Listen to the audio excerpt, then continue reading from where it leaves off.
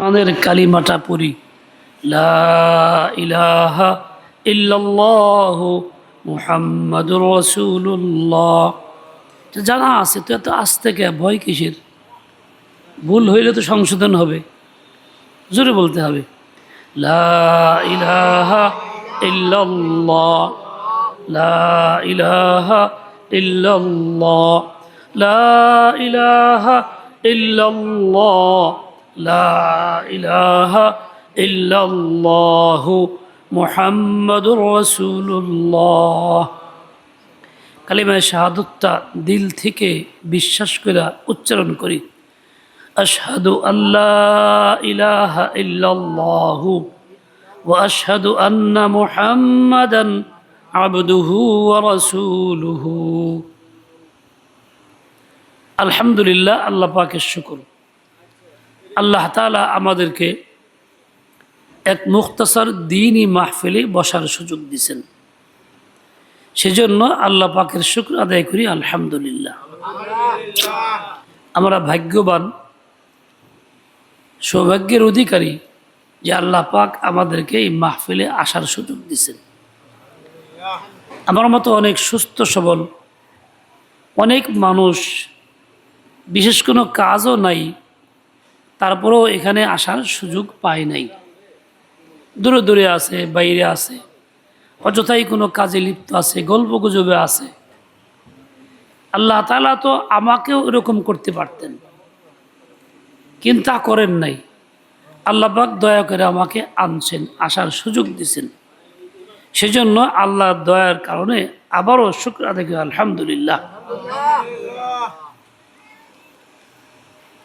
মানুষ যে নিয়ামতের জন্য আল্লাহ শুকর আদায় করে, ওই নিয়ামত আল্লাহ পাক তাকে বাড়ায় দেন। কত বেশি বাড়ান, সীমা নাই। আমি যদি নামাজ পড়ি আর বলি আলহামদুলিল্লাহ, তাহলে নামাজ পড়ার যোগ্যতা আল্লাহ আরও বাড়াবেন। রোজা রাখি বলতেছে আলহামদুলিল্লাহ, আল্লাহ পাক তৌফিক দিয়েছেন, আল্লাহ রোজা রাখার তৌফিক আরও দিবেন।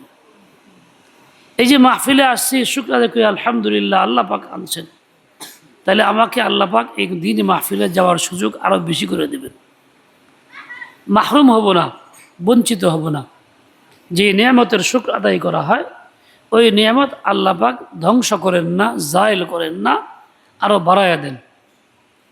কাজে আমি যদি নেক কাজে অগ্রসর হইতে চাই, পারি না, এরকম যদি হয়, তাহলে আমার জন্য একটা বড় উপায় হইল যে নেক আমলটা করি, করার পরে আলহামদুলিল্লাহ আলহামদুলিল্লাহ, আল্লাহ আমাকে তৌফিক দিছেন।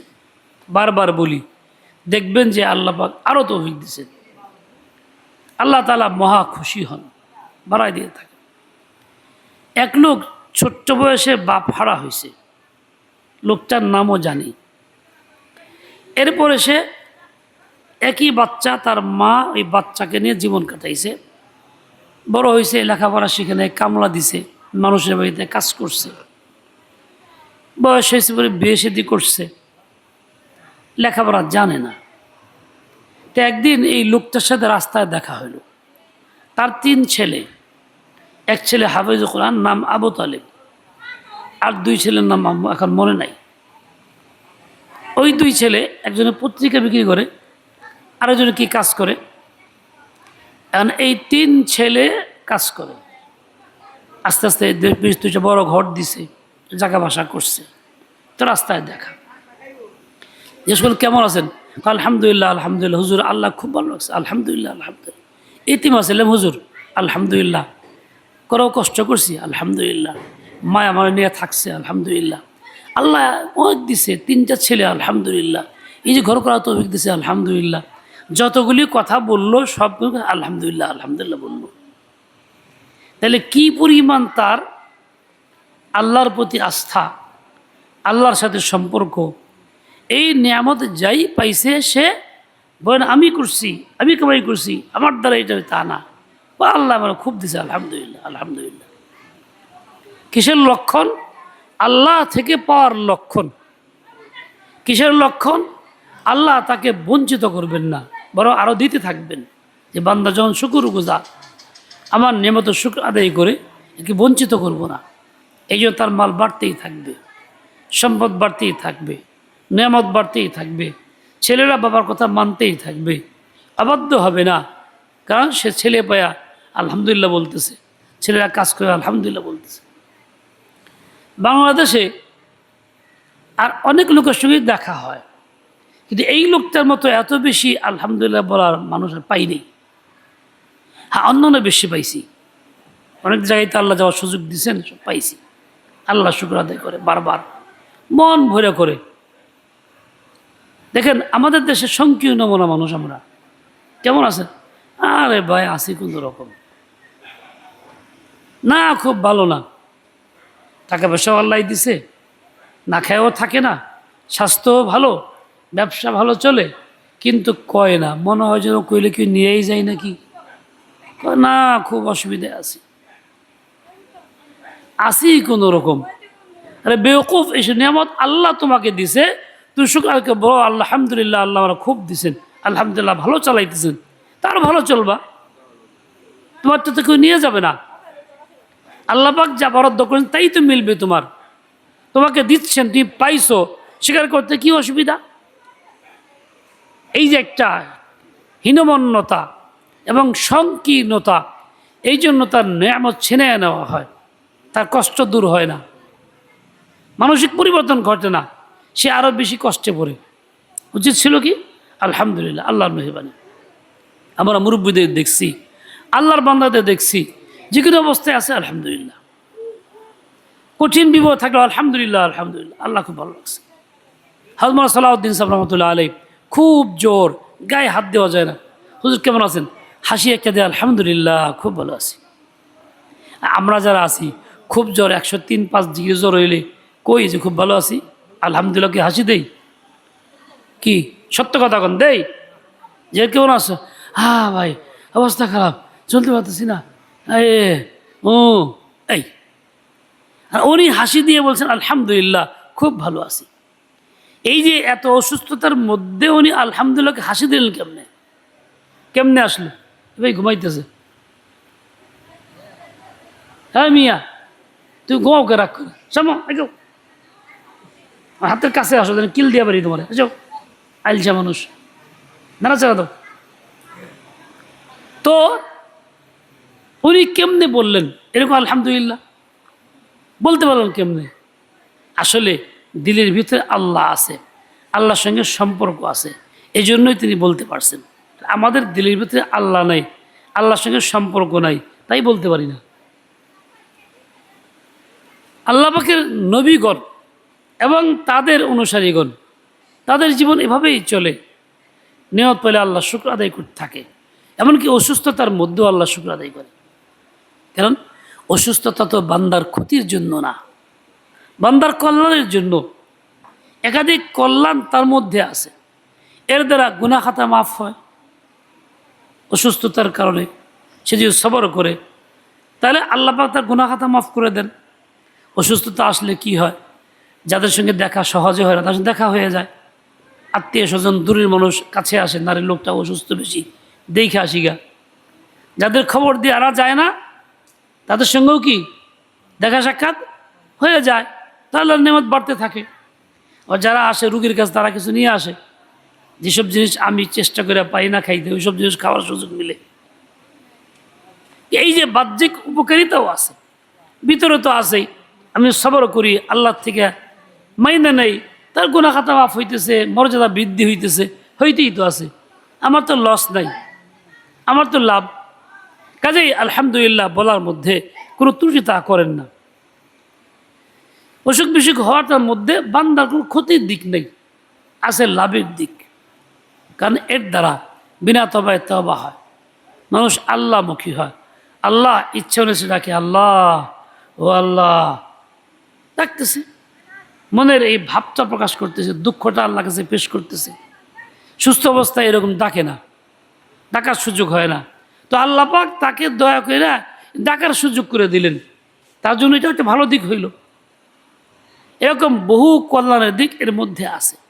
কিন্তু আমরা অসুস্থ হয়ে পড়লে, এমন মুখ কালো করে জিজ্ঞেস করলে পরে এভাবে কই মনে হয় যে কঠিন বিপদের মধ্যে আছি, পাহাড়টা মাথা ভেঙে পড়ছে। না, হাসি মুখে থাকো, শুকর আদায় করো। দেখেন শুকর আদায় করা ফরজ, সবর করা ফরজ। শুকর আদায় করলে বান্দা জান্নাতি হয়, সবর করলেও বান্দা জান্নাতি হয়। কিন্তু আমরা শুকর আদায় করতে রাজি না, সবর তো নাই, শুধু হাই হুতাশ হাই হুতাশ হাই হুতাশ হাই হুতাশ, আহ এই হয়ে গেল, আহ ওই হয়ে গেল। না, কোনো এক লোক মারা গেছে আমাদের এলাকার, মেয়ের ঘরের সন্তানাদি, তো ওই সন্তান মারা গেছে, সিংহের এক জায়গাতে বাড়ি। আমি শুনছি কয়েকদিন পরে, সন্ধ্যার পরে গেছি, তখন এক সপ্তাহ পার হয়ে গেছে। একটু কথা বলে সান্ত্বনা দিয়ে আসি, শুনছি পরে এক সপ্তাহ পরে। আমি যখন গেছি দরজা আওয়াজ দিলাম, বাংলা ঘরে, জিজ্ঞেস করলো কে? বলছে আমি অমুক অমুকখান থেকে আসছি। দরজা খুলতে দেরি হইল, এবং এই অবস্থায় ওই ছেলেটা যে মারা গেছে যুবক, তার মা আসলাম, টের পাইলাম দরজা খুলে ভিতরে ঢুকতেছে। আইসা একেবারে কাঁথা টাথা গাই দিয়ে একেবারে শুয়েছে মরার মতো, আমি টের পাইতেছি। এবার দরজা খুলছে, জিজ্ঞাসা করছে কী অবস্থা? এমন কাকুতি মিনতি এমন শুরু করছে, মনে হয় যে একেবারে শোকে ভেঙে পড়তেছে, মরে যেতেছে গা। আসলে এটা সম্পূর্ণ কৃত্রিমতা, মানে ব্যথা আছে মার, কোনো সন্দেহ নেই। কিন্তু সন্তান মারা গেলে 3 দিনের পরে এরকম আহ উ করা, ব্যথিত হওয়া, ব্যথা প্রকাশ করা জায়েজ নাই, হারাম, কবিরা গুনাহ। 3 দিন পর্যন্ত সময় দিছে আল্লাহ তাআলা। ইসলামের শরীয়তের সময় আছে 3 দিন শোক পালন করার। 3 দিনের পরে স্বাভাবিক জীবনযাপন করতে হবে, ব্যস্ত থাকতে হবে, যাতে ওই কথাটা মনে হইয়া আক্রান্ত হয়ে না যায়। এমনকি মাশায়েখ লেখেন, মৃত ব্যক্তির কাপড় চোপড় আসবাবগুলি চোখের থেকে সরে দূরে রাখতে হবে, যাতে দেখলে নজর পড়ে অমুকি বস এটা পড়তে মরে গেছে গা, এটা মনে না আসে, তাজা না হয়ে যায়। এখন এই 1 সপ্তাহ পরের ঘটনা, সে আসলো, দরজা খুললো, টের পাইলাম, এরপরে আসতে শুইল, তাও টের পাইলাম। এতে ইচ্ছাকৃত এরকমভাবে সুখের ভান ধরার দরকার তো ছিল না, জায়েজ নাই। মুসলমান এরকম হয়ে গেছে। মুসলমান জিন্দিগি তো এটা না, মুসলমান জিন্দিগি তো আল্লাহ রসুলের জিন্দিগি। ও ভাই, আমার আপনার আদর্শ কে? আমার আপনার আদর্শ কে? কোনো ব্যক্তি, কোনো দলের নেতা নেত্রী? আদর্শ কে? মুহাম্মদুর রাসূলুল্লাহ সাল্লাল্লাহু আলাইহি, বলেন আদর্শ কে? এটা যেমন হাদিসে আছে, কোরআনেও আছে, লাকাদ কানা লাকুম ফি রাসূলিল্লাহি উসওয়াতুন হাসানাহ, তোমাদের জন্য আছে রসুলের মধ্যে উত্তম আদর্শ। একমাত্র রসুলের জাতের মধ্যে আছে, অন্য কেউ এই আদর্শটা নাই। তাহলে ইসলাম বলে তুমি আদর্শ মানো, বিশ্বাস করো, গ্রহণ করো মুহাম্মদুর রাসূলুল্লাহকে। আর খ্রিস্টানদের আইনে আদর্শকে যিশু, খ্রিস্টানদের মতে আদর্শকে যিশু। গণতন্ত্রের আইনে আদর্শকে যার যার দলের নেতা। আমি অমুকের সৈনিক, অমুক আমার আদর্শ, অমুক আমার চেতনা, এরকম বলে না? মুসলিমের সন্তান সে মিছিল দেয়, অমুক আমার চেতনা, অমুক আমার আদর্শ। গণতন্ত্রের মধ্যে যার যার দলের নেতা যদি আদর্শ হয়, তা যে ইসলামের পক্ষের কথা না বিপক্ষের কথা? বলেন, কোরআন সুন্নাহর পক্ষে না বিপক্ষে? কোরআন বলে তুই মুসলিম, তোমার জন্য আদর্শ মুহাম্মদুর রাসূলুল্লাহ। সুন্নাহ বলে তুই মুসলিম, আদর্শ মুহাম্মদুর রাসূলুল্লাহ। খ্রিস্টান বলে যিশু। প্রচলিত আইনে, গণতন্ত্র আইনে আদর্শকে যার যার দলের নেতা। এই জন্য সে মিছিল মিটিং করে এইভাবে স্লোগান দেয়। কোনো একজন মুসলিমের জন্য এইরকম স্লোগান দেওয়া যায় আছে? এরকম কথা বলা জায়েজ নেই। সম্পূর্ণ কোরআন বিরোধী কথা, কোরআন বিরোধী কোনো কথা ওইটাকে প্রচার প্রসার করলে, সমর্থন করলে, ওইটাকে চেতনা মনে করলে ঈমান থাকবে না যাবে? জুড়ে কোন? সবাই কয় না, কয়েকজন কাছে যাবে, বাকিরা চুপচাপ যে কি জানি কয়ে কোন ফান্দে বড়ি। আমাকে ঈমান নিয়ে বাঁচতে, মুসলমান, ঈমান আমার পুঁজি। এই জীবনেও আমার ঈমান দরকার, মৃত্যুর সময়ও দরকার, মৃত্যুর পরেও দরকার। ঈমান যদি না থাকে আমার ঠিকানা জাহান্নাম, ঈমান থাকলে আমার ঠিকানা জান্নাত। দুনিয়াতে ইমান আছে তো মুমিন, মৃত্যুর সময় ইমান নিয়ে গেলাম তো মুমিন হয়ে গেলাম, তাইলে আমার জন্য নাজাতের ওসিলা আছে। আর যদি কোরআন বিরোধী কুফরি কথা, শিরকি কথা, ওই খ্রিস্টানের আইনের ধর্মের কথা, ওইটা বিশ্বাস করি, ওইটা মানি, ওইটার প্রতি আন্তরিকতা থাকে, এমনকি ওইটা মাইনা তার পক্ষে খাটাখাটনি করি, স্লোগান দিই, মেহনত করি, তারপরে ওই প্রচলিত আইনে ওইটার পক্ষে আমার ভোট দিই, মত প্রস্কার করি, তাহলে ভোটটা দিলাম কোরআনের বিরুদ্ধে না কোরআনের পক্ষে? ইসলামের পক্ষে না ইসলামের বিপক্ষে? তাহলে ইসলামের বিপক্ষে, কোরআনের বিপক্ষে ভোটও দিতেছি, সমর্থন করতেছি, আবার নিজেকে মুসলমান বলতেছি, ইমানটা থাকলো করে? এরকম কি থাকে? ও ভাই, এভাবে আমি ইমান থেকে বঞ্চিত হইতেছি, দূরে সরে পড়তেছি। বাহ্যিক দেখা যায় ভাবভঙ্গি মুসলিম সমাজে থাকি, নামাজ কালাম পড়ি, হজ উমরা করি, জাকাত দেই, কিছু দান খয়রাত করি, জনগণের কল্যাণ করি, কিছু কিছু কাজ করি, করি না এমন না, কিন্তু ইমানটা হাতছাড়া করে দিছি। দেখেন, আপনারা বলেন বাস্তবে জিনা একটা অন্যায় কাজ, জিনা বিচার করা, এটা হালাল না হারাম? বৈধ না অবৈধ? সবাই একমত না? যে লেখাপড়া যায় না তার কাছেও এটা অবৈধ, অন্যায়। ইসলাম বলে জিনা হারাম, এজন্য শাস্তি আছে কঠিন। কোরআন বলে লা তাকরাবুজ জিনা, জিনা কেউ তো জিনার কাছেও যাও না। হাদিস বলে ওয়ালা তাজনু, খবরদার জিনা করবে না। 7টা বড় কবিরা গুনাহ তালিকা জিনা একটা।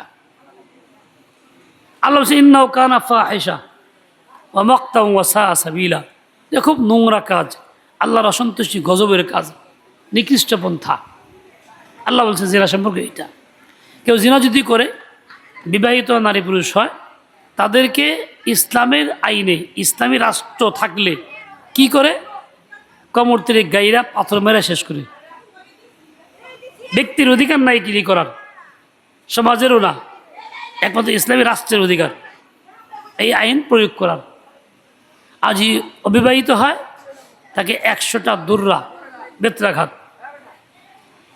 এবং তাকে দেশান্তর করা, অন্যত্র সরাই দেওয়া, যাতে করে আর অন্য অপকর্ম করতে না পারে, ইত্যাদি। এটা হলো ইসলাম। খ্রিস্টানদের আইনে জিনা বৈধ, প্রেম প্রীতি ভালোবাসা এই নাম, কাজে তারা স্বাভাবিক যৌচার করে, 1-10 জন লোকে মিলামেশা করে, এবং তাদের আদর্শ সারা বিশ্বে ছড়ার চেষ্টা করে।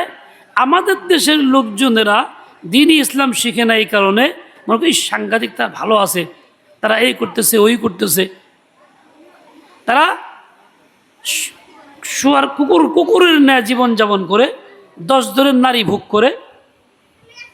তারা দেখেন কি কাজ করে, কয় স্বাস্থ্য সচেতন তারা, এই জন্য তারা 1 টাইম প্লেটে ভাত খায়, 1 টাইম গ্লাসে চা পান করে, অন্যের মুখে দেয় না, হ্যাঁ, অন্যের সাথে ছয় না, হাতের মধ্যে জীবাণু আছে চামচ দিয়ে খায়, হাত দিয়েও খায় না, নিজে খাওয়ার পর দ্বিতীয়বার ওইটা গ্রহণ করে না, এত সচেতন। কিন্তু পর নারী ব্যবহার করতেছে 10 জায়গায় গিয়ে, এইখানে তার কাছে সচেতনতা নাই, এখানে কোনো অসুবিধা লাগে না, মানে আকাম করতে গেলে আর কোনো ক্ষতি হয় না, ভালো কাম করতে খাইতে ক্ষতি হয়, বসলে ক্ষতি হয়, ধরলে ক্ষতি হয়। তাদের নাম স্বাস্থ্য সচেতন, তারা খুব ভালো। আমাদের দেশের কিছু লোকজন না বুঝা না যায় না, ওইটা খুব গ্রহণ করছে, এরা খুব ভালো, এদের আদর্শ খুব ভালো, এদের প্রশংসা করে, এদের সাথে ওঠা বসা করে, এদের তরিকা চালচলন জীবনযাপন আপন বানাইতেছে। ও মুসলমান, তুমি যদি অমুসলিমের তরিকা চালচলনকে আপন বানাও, যতই নামাজ পড়ো, তোমার কবরে জাহান্নাম হবে, যাইবাও জাহান্নামে, কবরে সওয়াল হবে, আমা দিনুকা আমার নবীকা, তোমার নবী কে ছিল, তোমার নবী কে, আদর্শ কে। তখন তুমি চেষ্টা করবা হয়তো বলতে মুহাম্মদ রাসূলুল্লাহ, মুখ দিয়ে আসবে না, কেননা তুই মুহাম্মদ রাসূলের তরিকা মানোই নেই, তখন বলতে পারবা না, তখন তোমার কোনো উপায় থাকবে না, জাহান্নাম ছাড়া, একটাই পথ জাহান্নাম। ও ভাই, দুনিয়াতে কষ্ট করলাম, মুসলিম পরিচয়ে থাকলাম, কিছু নিয়মকানুন মানলাম, কষ্ট করলাম, এরপরেও আবার জাহান্নামে যাব, এটা কেমন ধরনের কথা হইল? এটা তো কোনো যুক্তির কথা না। কারণ আমি তো আসলে বাস্তব হইল এই যে আমি অযুক্তির কাজ করে আসতেছি, এই জন্য যুক্তির কথা মনে হচ্ছে না। ও ভাই, আমার কাজ ছিল এইটা, মুহাম্মদ রসুল্লাহকে আদর্শ মানা, ফলো করলে তারটাই। আল্লাহ বলছেন ওমা আরসালনা মির রাসূলিন ইল্লা লিইউতা বিইذনিল্লাহ। আল্লাহ বলছেন আমি রসুল পাঠাইছি, কেন পাঠাইছি জানো? আল্লাহর হুকুম মতো তার অনুসরণ করো। এই জন্য উম্মত তোমার কাজ হলো রসুলের অনুসরণ। তিনি হাত দেখেছেন, হাত দিয়ে খাও। তিনি ওয়ান্তামে খান না, এমনি খেয়েছে এমনি খাও, স্বাভাবিক খাও। রোগ ওর মধ্যে না, রোগ তোমার মধ্যে। তুমি রোগ শিফা কামনা করো, বিসমিল্লাহ বলো, হাত পাক সাফ রাখো।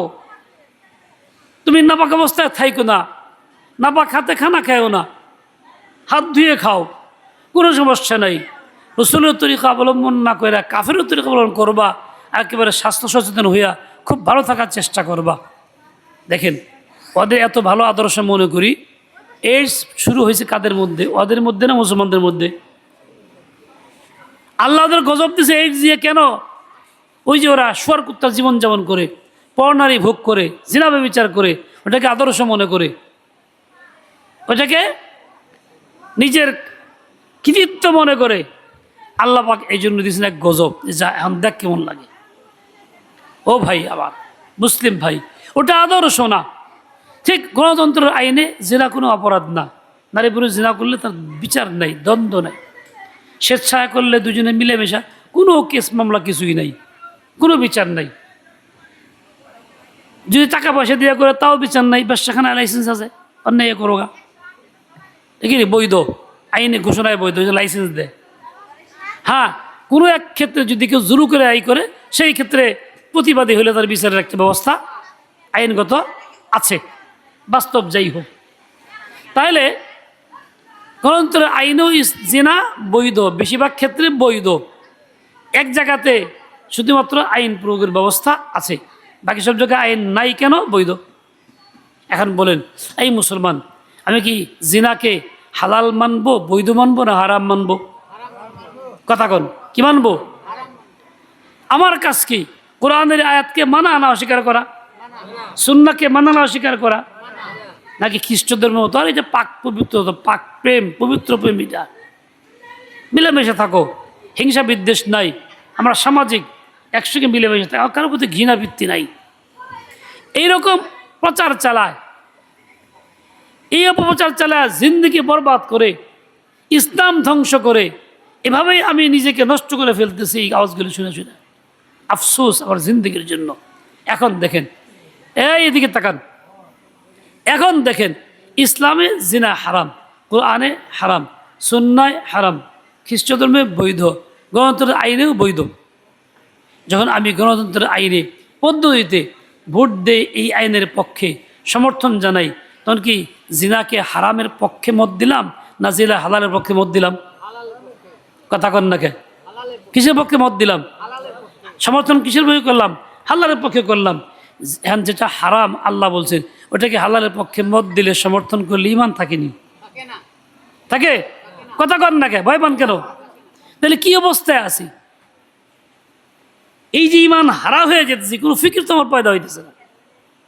আমি চুপচাপ আছি, কাউকে বলি না, মানসিক অবস্থা পরিবর্তন করি না, দাওয়াত দেই না, তাকে বুঝাই না, দেখো তুমি কুফরের পক্ষে আসো, তুমি ইমানের পক্ষে থাকো, তোমার কাজ ছিল এইটা। কোরআন সুন্নাহর আইনকে দিলে ভরো, ভালোবাসো, মোহাব্বত করো, ওইটাকে প্রয়োগের চেষ্টা করো, সকলেই মিলে আন্দোলন করো, সবাই মিলে এক আওয়াজ তোলো, যেন মুসলিম হিসাবে আমাদের দাবি, আমরা ইসলামী আইন চাই, কোরআন সুন্নাহর আইন চাই, হালালকে হালাল চাই, হারামকে হারাম চাই। এই দাবি করা কি অবৈধ? অবৈধ না। গণতন্ত্রের আইনও এটা বৈধ, সংসদীয় আইনও দাবি করাটা বৈধ। কিন্তু আমি এই দাবি তো করতেছি না, উল্টা কুফরের পক্ষে, শিরকের পক্ষে এবং হারামকে হালালের পক্ষে, হালালকে হারামের পক্ষে মতামত দিয়ে আমি পাশ করে দিতেছি সব কিছু। তাইলে আমি ইমান রাখতে পারতেছি না, মানে খতম হয়ে যেতেছে। কথা কন না, মুরব্বী ঘুমাইতেছে না, সব বোঝা শেষ। এই যে ইমান নষ্ট হয়ে যেতেছে, ইমান ধ্বংস হইতেছে, আমার যে খবর থাকছে না, আমি কি নিয়ে যাব? নাজাতের আশা তো করি, জান্নাতের স্বপ্ন তো দেখি, কিভাবে দেখব, কি নিয়ে যাব? মা বোনরা খুব চিন্তা করেন।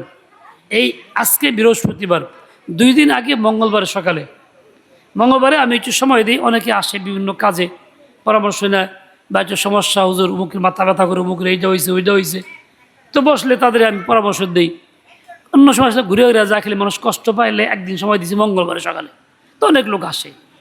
তো অনেকের মধ্যে আসছে এই মঙ্গলবারে এক মা এবং মেয়ে, মেয়েটাকে বিয়ে দিছে। মারা শোনো, মেয়েটাকে বিয়ে দিছে 6 মাস আগে। এর মধ্যে অনেক গন্ডগোল, মারামারি, কিলাকিলি। এক পর্যায়ে ছেলেটা মেয়েকে 3 তালাক দিয়েছে একসাথে, সব স্পষ্ট। 3 তালাক দেওয়ার পরে মেয়েটা চলে আসছে বাবার বাড়িতে। মাস 1.5 পরে ওই ছেলে আসছে মেয়েটাকে নিতে। বাপ মা যেখানে বাধা দেবে যে সম্ভব না, তুমি তালাক দিছ, হারাম, মেয়ে যাইতে চাই নাই। কিন্তু বাপ মা আর এলাকার মুরব্বী, হ্যাঁ মুরব্বী কাছে বেশি বুঝস, কোনো অসুবিধা নেই, যা, জোর করে তার কাছে তুলে দিছে।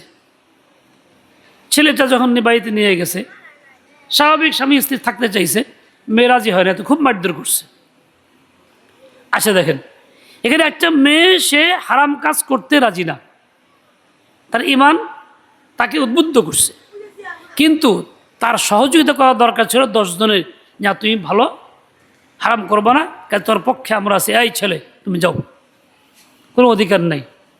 কিন্তু আফসোস, তার মা বাপ আত্মীয় সব মিলে তার বিপক্ষে পাঠাই দিছে ওখানে।